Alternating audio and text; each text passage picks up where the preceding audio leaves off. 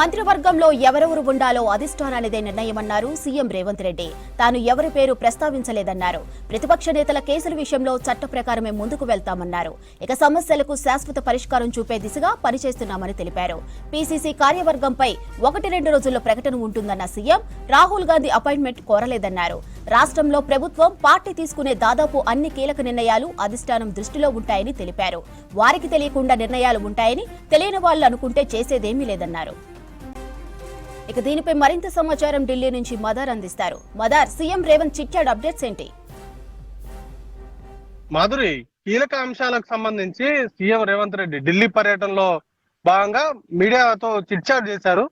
దాంట్లో ప్రధానంగా కులగణనకు సంబంధించినటువంటి అంశాలు కావచ్చు, లేకపోతే మంత్రివర్గ కూర్పుకు సంబంధించినటువంటి అంశాలు కావచ్చు, అలాగే అధిష్టాన పెద్దలతో గ్యాప్ ఉందంటూ ప్రచారం జరుగుతున్నటువంటి అంశం పైన, అలాగే ప్రతిపక్ష నాయకులకు సంబంధించినటువంటి కేసులు అరెస్టులకు సంబంధించి కూడా ఆయన చాలా కూలంకషంగా చాలాసేపు కూడా మాట్లాడారు. అన్ని అంశాలకు సంబంధించి సీఎం గా ఆయన ఏం చెప్పదలుచుకున్నారనే దానిపైన సూటిగా స్పష్టంగా చెప్పారు. కీలకంగా కులగణనకు సంబంధించి ఏదైతే విపక్షాలు ఆందోళన చేస్తున్నాయో, బీసీలకు సంబంధించినటువంటి హక్కులను కాలరాసేగా లేకపోతే వారి శాతాన్ని తక్కువ చూపించేటువంటి ప్రయత్నం చేశారనేటువంటి విమర్శలు ఉన్నాయో వాటికి అసెంబ్లీ వేదికగానే తాను సమాధానం చెప్పాను. ఎక్కడ కూడా ఎవరి ఏ ఒక్క శాతాన్ని ఏ ఒక్క సామాజిక వర్గాన్ని తగ్గించేటువంటి ఆలోచన గానీ ఉద్దేశం గానీ లేదు. ఉన్నటువంటి కులగణనకు సంబంధించి పూర్తి స్థాయిలో అది కూడా 50 రోజుల టైం తీసుకొని మరి దీన్ని అత్యంత శాస్త్రీయంగా ఈ సర్వే అనేది కూడా నిర్వహించాము.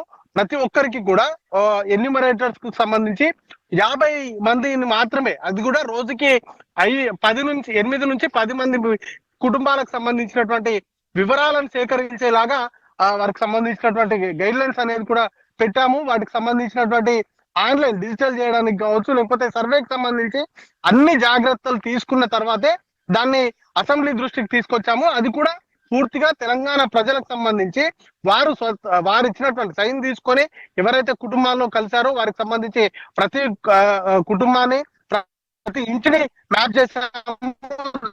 సంబంధించినటువంటి అంశాలను చెప్పిన తర్వాతనే వారి దగ్గర నుంచి తీసుకున్న తర్వాతనే వాటిని సర్వేలో పొందుపరచామనేటువంటి అంశాన్ని చెప్పుకుంటూ వచ్చారు.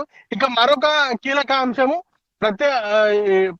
రాజకీయ పార్టీలకు సంబంధించిన కేసులకు సంబంధించి, ముఖ్యంగా అరెస్టులు ఎప్పుడు ఉండబోతున్నాయి ఏంటి అనే దానిపైన కూడా సీఎం స్పందించి కేసులకు సంబంధించి అరెస్ట్ చేసేటువంటి ఉద్దేశం తనకు లేదు.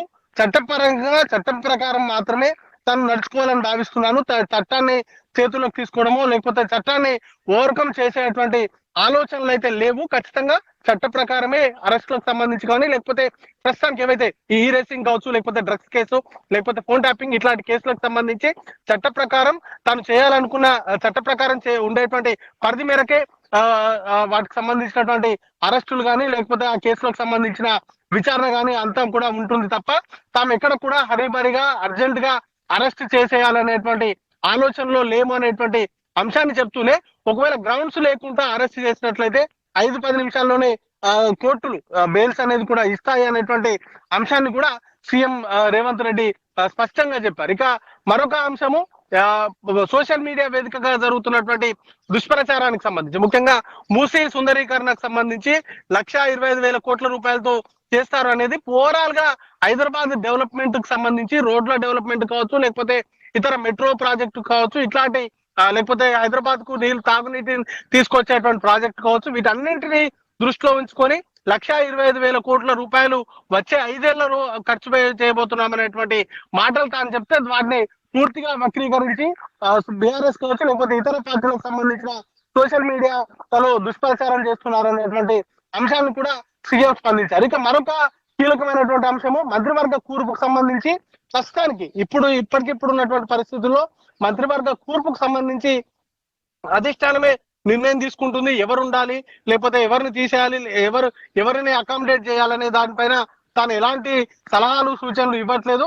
అధిష్టానం ఏ మేరకు నిర్ణయం తీసుకుంటే ఎవరిని కేబినెట్ లో ఉంచాలని అధిష్టానం నిర్ణయం తీసుకుంటుందో వాటికి సంబంధించినటువంటి అధిష్టానం నిర్ణయమే తన నిర్ణయంగా తను ఇప్పటికీ చెప్తున్నాను. ఎప్పుడు గతంలో కూడా అధిష్టానం అడిగినప్పుడు కానీ, లేకపోతే భవిష్యత్తులో అది మంత్రివర్గ కూర్పుకు సంబంధించి అధిష్టానం ఏదైతే నిర్ణయం తీసుకుంటుందో ఆ నిర్ణయమే తన నిర్ణయం అంటూ కూడా ఆయన చెప్పారు. ఇక మరోవైపు రాహుల్ గాంధీతో గ్యాప్ కు సంబంధించి చాలా రోజుల నుంచి కూడా ప్రచారం జరుగుతా ఉంది. కానీ వాస్తవానికి రాహుల్ గాంధీతో తనకు ఎప్పుడు కూడా గ్యాప్ లేదు. ప్రతి అంశాన్ని కూడా పార్టీలో కీలక నేతల మనోగతాలకు అనుగుణంగానే తను పనిచేస్తూ వస్తున్నాను.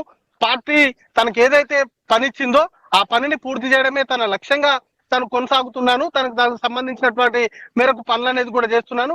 ఐకమత్యంగా పార్టీకి సంబంధించి అధిష్టాన పెద్దల నిర్ణయాలకు అనుగుణంగానే పార్టీకి సంబంధించి పనులు అనేది కూడా జరుగుతా ఉన్నాయి. ఇంకా లోటుపాట్లకు సంబంధించి కూడా ఎలాంటి గ్యాప్స్ లేకుండా, సమాచారానికి సంబంధించి ఎలాంటి గ్యాప్స్ లేకుండా దీనికి సంబంధించినటువంటి పూర్తి వ్యవహారాలు అనేది కూడా నడుస్తున్నాయనేటువంటి అంశాన్ని అయితే సీఎం రేవంత్ రెడ్డి చెప్పారు. ఇక కులగణనకు సంబంధించి ఆయన చాలా మేజర్ గా ఫోకస్ చేశారు. ఎక్కడ కూడా ఎలాంటి క్వశ్చన్ ఇటు విపక్షాల నుంచి కానీ లేకపోతే ప్రజల నుంచి కూడా క్వశ్చన్స్ రాకుండా అంత పకడ్బందీగా దీనికి సంబంధించినటువంటి వ్యవహారాన్ని అంతా కూడా నడిపించామనేది ప్రధానంగా చెప్తున్నారు. కొంతమంది అంటే కేటీఆర్ కావచ్చు, లేకపోతే కేసీఆర్, హరీష్ రావు లాంటి చాలా మంది తమ వివరాలు ఇవ్వలేదు. వారికి సంబంధించి తాము ఏమీ చెప్పదలుచుకోలేదు. కానీ పూర్తి స్థాయిలో ఇప్పుడు అసెంబ్లీలో తాను ప్రవేశపెట్టినటువంటి లెక్కలన్నీ కూడా పూర్తి స్థాయిలో సైంటిఫిక్ గా చేసినటువంటి సర్వే ఆధారంగా వచ్చినటువంటి ఫలితాలనే దాంట్లో ఎన్యూమరేట్ చేశాం, వాటిని ఇంప్లీట్ చేశాం అనేటువంటి అంశాన్ని చెప్పారు. బీసీలకు కానీ ఎవరికి కూడా ఎలాంటి